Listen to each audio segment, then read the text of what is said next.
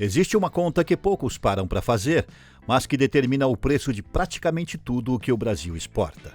Cada caminhão que deixa uma fazenda mato-grossense carregado de soja percorre, em média, entre 500 e 700 quilômetros antes de alcançar um trilho. E só então a produção segue rumo ao Porto de Santos, atravessando ainda mais distância até o litoral. Esse desvio rodoviário carrega um custo invisível que impacta diretamente a competitividade do país no mercado global. Assim, a Ferrovia de Mato Grosso surge como a tentativa mais ambiciosa de eliminar esse gargalo estrutural, levando os trilhos diretamente ao coração da produção agrícola. Neste vídeo, será explorado como esse projeto foi concebido, os desafios e o impacto direto que essa transformação logística pode provocar no preço da soja brasileira no cenário internacional. Mato Grosso responde por cerca de 40% de tudo que o Brasil exporta em grãos, uma fatia tão grande que movimenta mais de 150 milhões de toneladas ao ano e coloca o país como principal fornecedor mundial de soja. Mas esse estado imenso, do tamanho de países europeus somados, sempre conviveu com um paradoxo logístico perturbador. Quanto mais a produção crescia no norte e no centro-norte do estado, mais distante ela ficava dos trilhos. Rondonópolis, a cidade que abriga o mega terminal ferroviário, de onde partem os trens da Rumo em direção ao litoral paulista, concentra toda a infraestrutura, mas fica a centenas de quilômetros das fazendas mais produtivas, localizadas em municípios como Lucas do Rio Verde, Nova Mutum e Sorriso. Para chegar até o trem, a soja precisa primeiro encarar uma maratona rodoviária. Esse gargalo não era segredo. Produtores, exportadores e especialistas em logística discutiam soluções desde os anos 1990, quando a expansão da fronteira agrícola mato-grossense começou a pressionar as rodovias federais até o limite. Caminhões disputando espaço em pistas esburacadas, custos de frete consumindo margens já apertadas dos produtores e atrasos na safra acumulados ao longo de décadas foram criando uma pressão econômica que, eventualmente, só teria uma saída: trilhos. A questão era como viabilizá-los em um estado onde a burocracia das concessões federais, historicamente, sufocava iniciativas privadas antes mesmo de o primeiro dormente ser cravado no solo. A solução chegou de um caminho inesperado, pelo governo estadual de Mato Grosso, que criou um regime regulatório próprio, permitindo que a Rumo construísse e operasse a ferrovia sob autorização estadual, sem precisar aguardar licitações federais. Em novembro de 2022, o primeiro canteiro foi aberto em Rondonópolis, marcando o início do que se tornaria a maior obra ferroviária em andamento no país.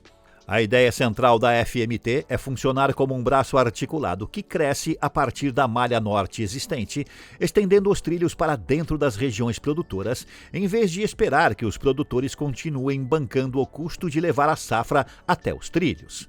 Na prática, é como se um porto se deslocasse montanha adentro, encurtando a fila e eliminando o custo do caminho de terra, que sempre separou a produção da ferrovia. A ferrovia parte de Rondonópolis e avança em direção ao norte e ao oeste, cruzando 16 municípios, até alcançar Lucas do Rio Verde, passando por um ramal que conectará também Cuiabá, a capital do estado. Quando completa, a FMT vai transformar Mato Grosso em um estado de 2 trilhos, um já existente no sul e um novo saindo do meio, direto do celeiro. O número que resume o projeto é 743 quilômetros, mas esse número ganhou sentido real quando a Rumo dividiu a obra em 5 fases sequenciais, cada uma dependendo da anterior para justificar financeiramente o avanço da seguinte. A primeira fase, e a única em construção no momento, vai de Rondonópolis até um novo terminal logístico que está sendo erguido entre os municípios de Dom Aquino e Campo Verde, na altura da BR-070. São 162 quilômetros de trilhos novos, um terminal concebido para movimentar até 10 milhões de toneladas de grãos por ano e uma obra que, em março de 2026, já havia atingido 73% de execução física. Com quase toda a terraplenagem concluída e a maior parte dos viadutos e pontes entregues, a instalação de dormentes e trilhos avançava a um ritmo de até 1 quilômetro por dia. A engenharia da FMT enfrenta o cerrado com ferramentas que combinam precisão digital e escala industrial. E 4 elementos do projeto merecem atenção especial por revelar a complexidade real do empreendimento. O primeiro é a fábrica de dormentes de Rondonópolis, construída exclusivamente para abastecer a obra. A planta produz dormentes de concreto, peças que sustentam os trilhos e distribuem o peso das composições pelo solo, em uma escala de 1,3 milhão de unidades, prevista para entrar em operação plena ao longo de 2025.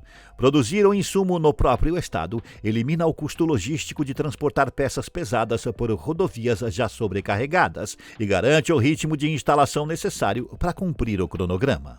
O segundo destaque são as obras de arte especiais, o nome técnico para as estruturas que permitem que o traçado supere rios, vales, rodovias e relevos acidentados. A FMT prevê 22 pontes, 21 viadutos e 2 quilômetros de túneis ao longo de seus 743 quilômetros totais, com mais de 40 obras especiais concentradas somente no primeiro trecho. Cada ponte é dimensionada para suportar composições ferroviárias longas e pesadas, o equivalente a dezenas de caminhões em fila circulando por cima simultaneamente. A combinação de pontes metálicas com estruturas de concreto armado reflete um traçado que precisou ser planejado com rigor topográfico para minimizar curvas e desníveis, porque em ferrovias de carga, cada grau a mais de inclinação consome energia e reduz a capacidade de tração das locomotivas. O terceiro elemento é o terminal da BR-070, o coração operacional da primeira fase. Esse hub logístico não é apenas um ponto de embarque, é o nó de transição entre o modal rodoviário e o ferroviário, o local onde caminhões, vindos de centenas de quilômetros, vão descarregar a soja, o milho e o farelo diretamente sobre as composições que vão partir para Santos. Com capacidade para receber 10 milhões de toneladas por ano, o terminal tem a escala de um porto graneleiro, só que no meio do cerrado. A região escolhida entre Dom Aquino e Campo Verde não é acidental. Fica no ponto de encontro entre os fluxos rodoviários vindos do norte e do centro-norte do estado, maximizando a área de captação de cargas já na primeira fase da ferrovia. O quarto destaque é o que a Rumo chamou de passagens de fauna, mais de 150 estruturas ao longo do traçado, projetadas para permitir que animais silvestres cruzem sob trilhos sem risco de atropelamento. Em uma ferrovia convencional, o traçado simplesmente corta o território, transformando-se em uma barreira física para a vida selvagem. Na FMT, corredores subterrâneos foram incorporados ao projeto desde o início, em comprimentos e alturas compatíveis com as espécies da região, do tamanduá à onça-pintada. A decisão tem um componente ambiental evidente, mas também um componente estratégico. O traçado foi planejado para ficar a mais de 10 quilômetros de qualquer reserva indígena ou área de proteção ambiental, e as passagens de fauna reforçam o compromisso do projeto com licenças ambientais que possam ser mantidas sem contestações ao longo de décadas de operação. Nenhum projeto de infraestrutura dessa escala chega à fase de execução sem atravessar um campo minado de desafios, e a FMT não foi exceção. O modelo de autorização estadual, que deu velocidade ao início das obras, também trouxe incertezas jurídicas sobre a relação entre o regime estadual e as normas federais do setor ferroviário, questões que precisaram ser equacionadas ao longo dos primeiros anos de construção.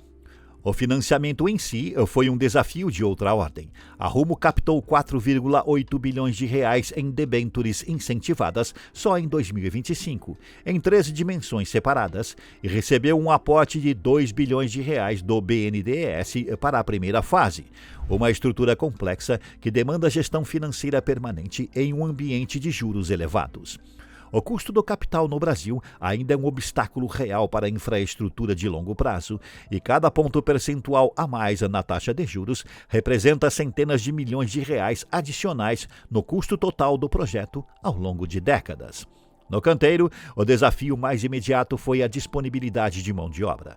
Mato Grosso, apesar da riqueza gerada pelo agronegócio, não tinha trabalhadores especializados em quantidade suficiente para absorver uma obra que chegou a empregar quase 6 mil pessoas simultaneamente, um número comparável ao quadro total de funcionários da Rumo em todo o Brasil. A empresa precisou recrutar trabalhadores de estados como Maranhão, Bahia e Piauí, além de imigrantes do Haiti e da Venezuela, para manter o ritmo de avanço. Somente no primeiro trimestre de 2024, a ferrovia foi responsável por 62% de todos os empregos gerados por obras de infraestrutura no estado, concentrando uma demanda por mão de obra que não tinha precedente regional. O que ainda separa o canteiro da operação plena é a conclusão dos últimos quilômetros de trilho, o comissionamento do terminal da BR-070 e os testes operacionais das composições. E cada uma dessas etapas abre caminho diretamente para a seguinte. O impacto mais direto da FMT vai aparecer primeiro no custo do frete. Hoje, em trajetos acima de 1.000 quilômetros, o modal ferroviário consegue ser até 50% mais barato do que o rodoviário por tonelada transportada. Para um produtor de Lucas do Rio Verde, que hoje paga para levar a soja até Rondonópolis por caminhão antes de colocar nos trilhos, a chegada da ferrovia até sua região significa eliminar o custo rodoviário mais caro da cadeia, exatamente o trecho onde o frete é calculado em função da distância e do estado das rodovias. Em termos ambientais, a vantagem é ainda mais expressiva. O modal ferroviário emite cerca de 80% menos CO2 por tonelada transportada em comparação com o rodoviário. E cada composição, com 10.000 toneladas de carga que roda nos trilhos, representa aproximadamente 1.200 caminhões a menos nas estradas. Para a competitividade da soja brasileira no mercado global, o cálculo é implacável. O preço pago pelo comprador chinês, europeu ou asiático por uma tonelada de soja brasileira é determinado pelo preço do produto mais o custo do frete até o porto de exportação. Quanto mais caro o frete, menor a margem do produtor ou mais caro o produto final para o comprador. Com a FMT reduzindo o custo logístico no trecho mato-grossense, o Brasil recupera espaço de competitividade que estava sendo perdido para concorrentes como os Estados Unidos e a Argentina. Países com infraestrutura ferroviária muito mais desenvolvida e que historicamente conseguem colocar a soja no porto com custo menor. Quando os estudos projetam que Mato Grosso poderá produzir 180 milhões de toneladas de grãos por ano até 2050, a pergunta que se coloca é direta. Sem infraestrutura para escoar esse volume, de que vale o tamanho da safra? A primeira fase da FMT tem previsão de entrar em operação ainda no segundo semestre de 2026, a tempo de escoar a safrinha de milho do ciclo daquele ano, com contratos comerciais já negociados e locomotivas aguardando o sinal verde. As fases seguintes vão levar os trilhos progressivamente para Nova Mutum e Lucas do Rio Verde, com o ramal de Cuiabá sendo incorporado ao traçado ao longo do caminho. Cada fase aprovada representa uma decisão de conselho sobre retorno esperado, custo de capital e nível de demanda, uma equação que será recalculada em função dos resultados operacionais da fase anterior. Mas e você? O que você acha de uma ferrovia financiada 100% com capital privado transformar a logística de toda uma região produtora? Comente. Este é o canal Urbana. Deixe seu like, inscreva-se e assista a um vídeo anterior.